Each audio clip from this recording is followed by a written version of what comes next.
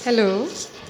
हाँ बच्चों, आज अपन देखेंगे नेशनल इनकम को मापने की प्रणालियाँ क्या है, methods of measuring national income. तो लास्ट क्लास में हमने क्या देखा था कि नेशनल इनकम के डिफरेंट कंसेप्ट्स क्या है, उनकी इंटर रिलेशनशिप क्या है, वो सब देखा था। और अपन देख रहे हैं राष्ट्रीय आय बहुत ही इम्पोर्टेंट चीज़ है। किसी भी देश की वस्तु स्थिति जो है वो उसकी राष्ट्रीय आय से पता चलती है। तो अब इस राष्ट्रीय आय को हम मेजर कैसे करते हैं, नापते कैसे हैं?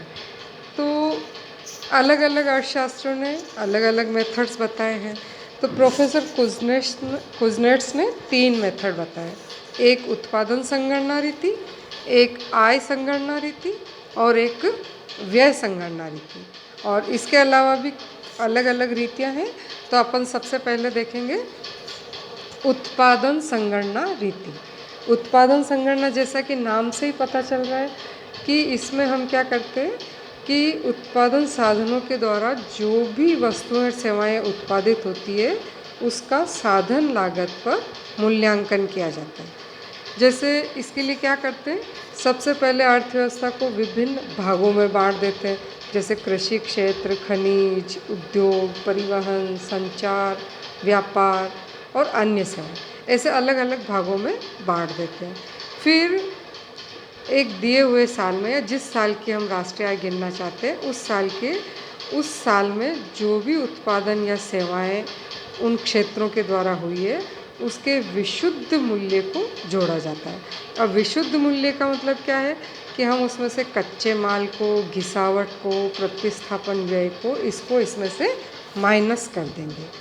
तो ये जो पद्धति है बड़ी अच्छी पद्धति है कि इससे एक देश की उत्पादन की संरचना का पता चलता है, उसकी हम तुलना कर सकते हैं, उनके सापेक्षिक महत्व को जानने के लिए भी उपयोगी है। लेकिन इस विधि की कुछ कमियां हैं, कठिनाइयां हैं। जैसे कि एक तो दोहरी गणना की संभावना रहती है, क्योंकि जो उत्पादन के वस्तुएं हैं वो मूल उत्पत्ति स्थान पे भी गिना जाए और जहाँ निर्माण हो रहे हैं वहाँ भी गिन सकते हैं। फिर इस विधि से मूल्यांकन करना कठिन है, क्योंकि देश में इतनी वस्तुओं का छोटे छोटे भागों में कहाँ कहाँ उत्पादन होता है तो उसको गिनना बहुत मुश्किल है। फिर ये खर्चीली पद्धति है, कहाँ कहाँ पूरे देश में उत्पादन हो रहा है, हर जगह जाके पूछना कि कौन सी वस्तु का कितना उत्पादन हुआ है, तो ये खर्चीली भी है। तो बच्चों, ये विधि ऐसे तो अच्छी कि एक देश में एक साल में कितनी वस्तुओं का उत्पादन हुआ है तो उसके मूल्य को हम जोड़ लें, लेकिन ये खर्चीली भी है और थोड़ी कठिन भी है, ठीक है, और दोहरी गणना की संभावना भी रहती है। तो इसके बाद दूसरी विधि जो बताई है वो है आय संगणना रीति। तो आय संगणना में क्या करते हैं कि एक देश में जितने भी लोग हैं उन सब व्यक्तियों की आय को जोड़ लेते हैं तो क्या प्राप्त हो जाएगी, उस देश की आय या राष्ट्रीय आय। तो लेकिन एक एक व्यक्ति से आय पूछना भी इतना आसान नहीं है। तो इसके लिए क्या करते हैं कि व्यक्तियों को विभिन्न वर्गों में बांट देते हैं। फिर उनकी औसत आय के आधार पर कुल आय को मालूम कर लेते हैं। तो पहले क्या करते हैं, व्यक्तियों को वर्गों में बांट दिया और आय ग्रुप के हिसाब से, और फिर उनकी औसत आय के आधार पर कुल आय को मालूम कर लेते हैं। तो यहाँ पे नेशनल इनकम क्या होगी बच्चों कि साधनों को जो प्रतिफल मिलता है, जैसे मज़दूरों को क्या मिलता है, मजदूरी मिलती है, और भूमिपति को लगान मिलता है, और पूंजीपति को ब्याज मिलता है, और जो उद्योगपति है उसको क्या मिलता है, प्रॉफिट मिलता है। तो हम क्या करें, rent plus wages plus interest plus profit, सबकी आय को अगर हम जोड़ लेते हैं तो क्या प्राप्त हो जाएगी, राष्ट्रीय आय। तो इस पद्धति में जो दोहरी गणना वाली समस्या है वो समाप्त हो जाती है, और किसी भी देश में राष्ट्रीय आय का वितरण किस प्रकार का हो रहा है, वितरण की संरचना भी पता चल जाती है। और उत्पादन की तुलना में आय को ज्ञात करना आसान है, लेकिन इस विधि की भी कठिनाइयाँ हैं। जैसे कि लोग क्योंकि करों से डरते हैं तो आय को पूरी सही तरीके से नहीं बताते हैं। फिर अशिक्षित व्यक्ति जो है वो आय का पूरा हिसाब भी सही नहीं रखते हैं। फिर जो निजी व्यवसाय होते हैं या स्वनियोजित उद्योग होते हैं, वो अपनी आय का प्रॉपर हिसाब ही नहीं रखते हैं।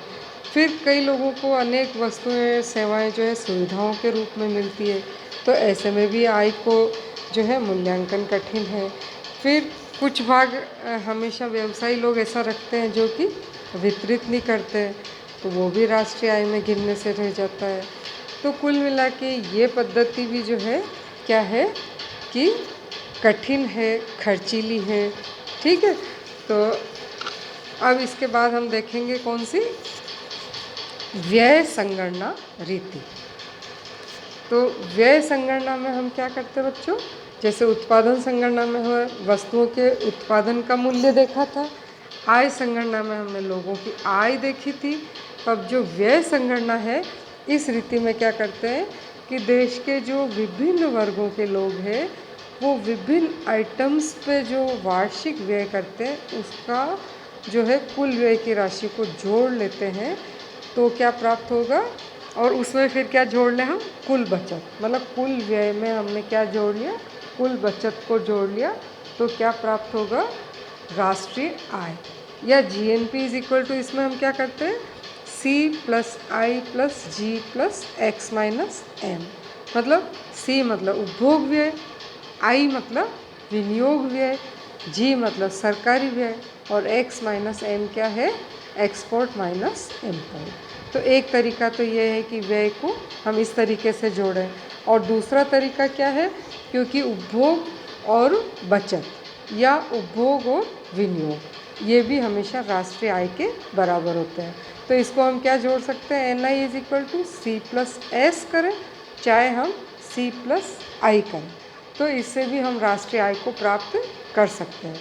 कि जैसे कुल उपभोग व्यय में हमने उस देश की बचतें जोड़ ली, या कुल उपभोग व्यय में हमने वहाँ का विनियोग जोड़ लिया, क्योंकि हम क्या मानते हैं कि बचतें हमेशा विनियोग के बराबर होती है।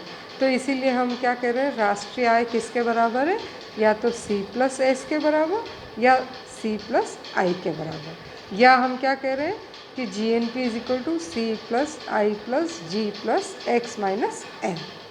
ठीक है, तो इस तरह से एक देश में एक साल में जो भी खर्च किया गया है उस सबको अगर हम जोड़ लेते हैं तो भी क्या प्राप्त हो जाएगी, राष्ट्रीय आय। ठीक है, लेकिन अब देखिए कि इस विधि की भी कठिनाइयाँ हैं, क्योंकि जब लोग आय का हिसाब ही प्रॉपर नहीं रखते हैं तो व्यय का तो और मुश्किल है, तो व्यय का हिसाब तो और भी कठिन है। और फिर लोग कितनी बचत हुई, कितना विनियोग हुआ, कुछ तो हिसाब नहीं रखते हैं और कुछ लोग बताना नहीं चाहते हैं। तो ये विधि भी क्या है, अमितव्ययतापूर्ण है और खर्चीली है। ठीक है, तो बच्चों इन तीनों विधियों की कुछ कमियां हमको पता चली। ठीक है, तो तीनों में ही कुछ कठिनाइयां हैं, तो इन सब विधियों के बाद कुछ सुधरी हुई विधियां भी जो है वो विकसित हुई है। तो उस सुधरी हुई विधि में एक जो सबसे इम्पोर्टेंट है वो है वैल्यू एडेड मेथड। ठीक है, या इसको हम क्या कहते हैं, मूल्य जोड़ पद्धति।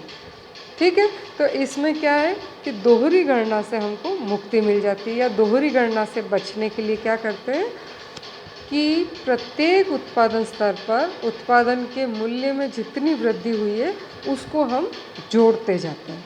जैसे आप ये देखिए, एक टेबल दे रखी है, ठीक है, कि कैसे फाइनल प्रोडक्ट्स के लिए से पहले अलग अलग जो स्टेजेज होती है तो वहाँ पे किस तरह से हम मूल्य को जोड़ते जाते हैं।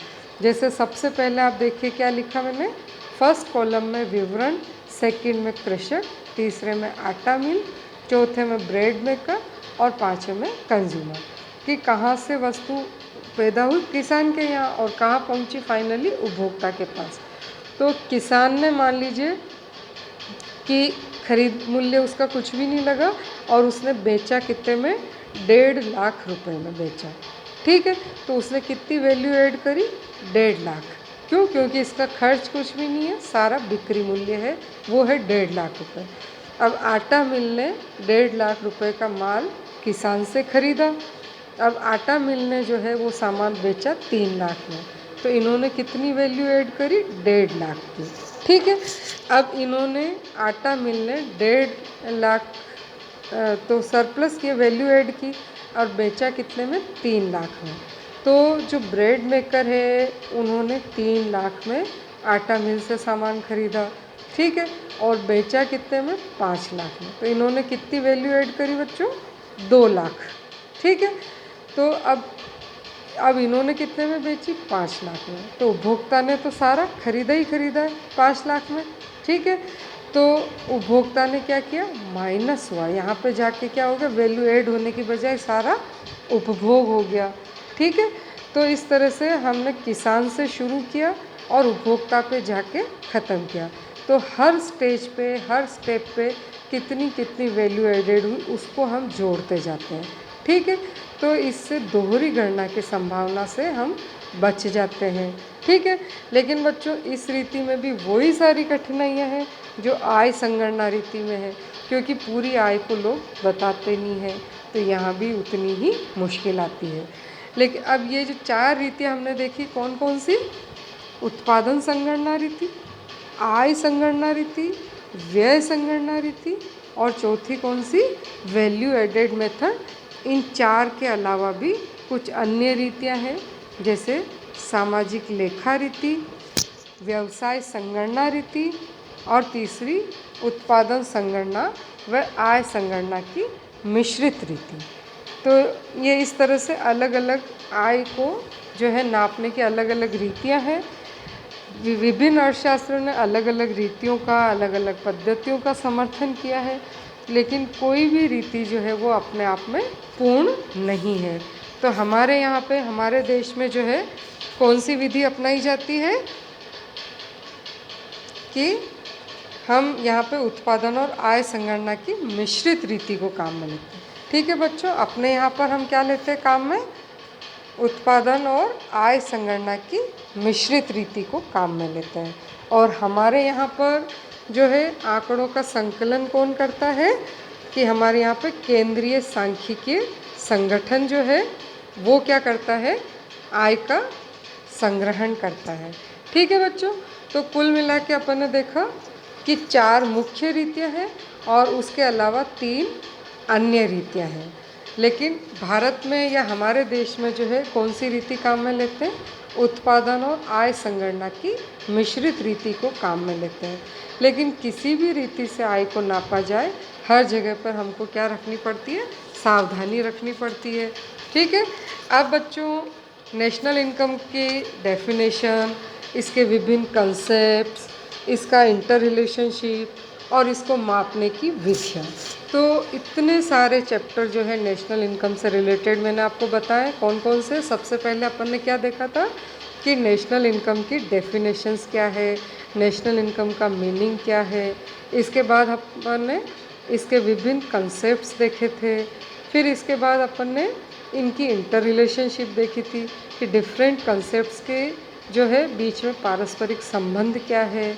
और इसके बाद आज हमने क्या देखा कि राष्ट्रीय आय को मापने की विभिन्न प्रणालियाँ क्या क्या है। तो मुख्य रूप से 4 प्रणालियाँ हैं, उत्पादन प्रणाली, आय प्रणाली, व्यय प्रणाली और इसके अलावा वैल्यू एडेड मेथड। और इन 4 के अलावा अन्य कौन सी है बच्चों, अभी बताई मैंने आपको। एक सामाजिक लेखा रीति, दूसरी व्यवसाय संगणना रीति और तीसरी उत्पादन एवं आय संगणना की मिश्रित रीति, ठीक है बच्चों। अब इसके बाद मैंने आपको असाइनमेंट भी दिया है, ठीक है, जिसमें 2 क्वेश्चन आपको ऑब्जेक्टिव टाइप दिए हैं, 2 शॉर्ट टाइप दिए हैं और एक लॉन्ग आंसर क्वेश्चन है, ठीक है। तो इन 5 क्वेश्चंस को आप सॉल्व करिए और कोई भी प्रॉब्लम आए तो आप मेरे को व्हाट्सएप पर पूछ सकते हैं। और इसके जो PDF बना के नोट्स भी मैं आपको शेयर कर रही हूँ, ठीक है। और बच्चों इस चैनल को सब्सक्राइब करें ताकि जो भी नए नए वीडियोज़ आएंगे वो आपको मिलते रहेंगे, ठीक है बच्चों। Okay, thank you.